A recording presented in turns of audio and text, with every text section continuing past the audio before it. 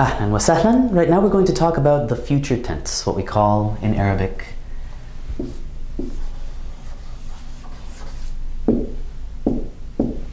al-mustaqbal. In this video we're going to assume that you already know how to conjugate a present tense verb in Arabic. You should already have studied the previous video about how to conjugate the present tense, or maybe you've learned from another source. If you know how to conjugate a present tense verb, it's gratifyingly simple to form the future tense in Arabic. We do that by adding a particle at the beginning of a present tense verb. In Fusha, MSA, it's going to be sa.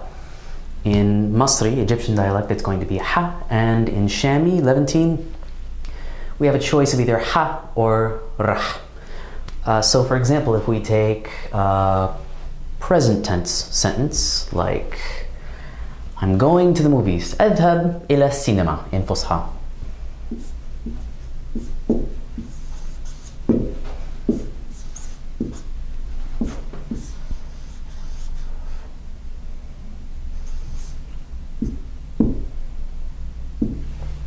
أذهب إلى السينما. All I need to do to turn this into future tense is to add a sin fatha at the beginning of the verb. سأذهب إلى السينما. I will go to the movies, or I'm going to go to the movies. Note that the sin connects to the letter that follows it. In Egyptian, we have something very similar, right? If we want to say the same sentence, in Egyptian, of course, we're going to use the Egyptian colloquial verb for going. We aren't going to say أذهب. I might say بروح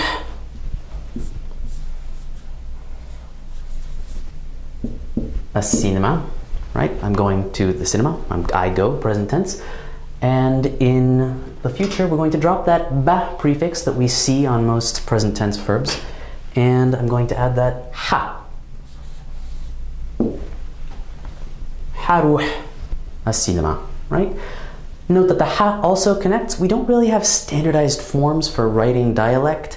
There are conventions, but there isn't one single grammar that will tell you the correct way to write dialect. There is some flexibility, but this is typically what we see, is that ha is going to connect to the verb that follows. And in Shami, we're going to see essentially the same thing. Let's use rah instead of ha. Well, let's start with the present tense.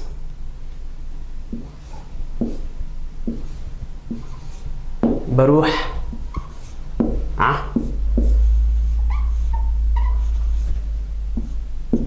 السينما. Remember, we have that conjunction in Shami that we don't in Masri. بروح السينما. I'm going right now. Again, we drop that ba prefix and we're going to add rah instead. Notice that in Shami, we're not going to connect that rah. It's going to sort of be a standalone particle. It's a little bit different. Again, there's no rule book that's going to tell you that this is correct, but if you're reading someone's Facebook page and they're writing in Syrian dialect, for example, you're likely to see that rah as a separate particle. It's just an emerging convention that we see. One more thing, sometimes in Fusha, instead of sa, you're going to see a particle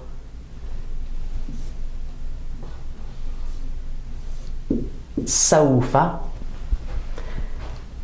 And if you see sawfa instead of sa, it is going to stand alone, kind of like rah in Shami.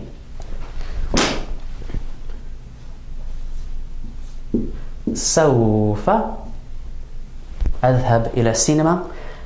There is no difference in meaning between any of these actually, right? They're all exactly equivalent in meaning. I will go, I'm going to go. Also note that unlike a lot of other European languages, we aren't going to use the verb for going to situate another verb in the future tense. That's strictly a convention of certain other languages, but you're never going to do that really in Arabic. We're going to use one of these particles, so pick the one of the dialect you're learning, or if you're learning Fusha, just use that Fusha. And remember that we always tack it onto the beginning of a present tense verb, and that is it. That's the future tense.